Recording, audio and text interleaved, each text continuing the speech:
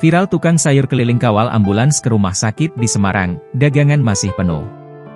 Tengah ramai detik-detik saat seorang pengendara motor penjual sayur keliling dengan sigap mengawal mobil ambulans di jalan raya. Hal itu kini ramai usai diunggah di sosial media, salah satunya akun Instagram @isrocue pada Jumat, 30 Agustus 2024. Video viral seorang pedagang sayur keliling bantu kawal ambulans ke arah RSUP Karyadi Semarang, tulis keterangan pada unggahan.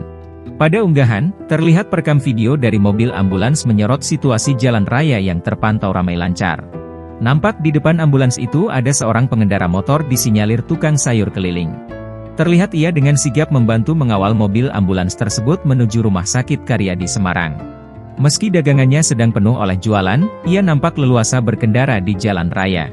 Beberapa kali ia terlihat melambaikan tangannya meminta kendaraan lain agar bisa memberikan jalan untuk ambulans di belakangnya.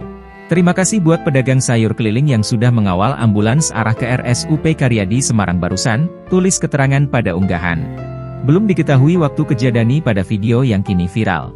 Video yang berdurasi 1 menit 9 detik ini pun kini ramai ditanggapi oleh warganet.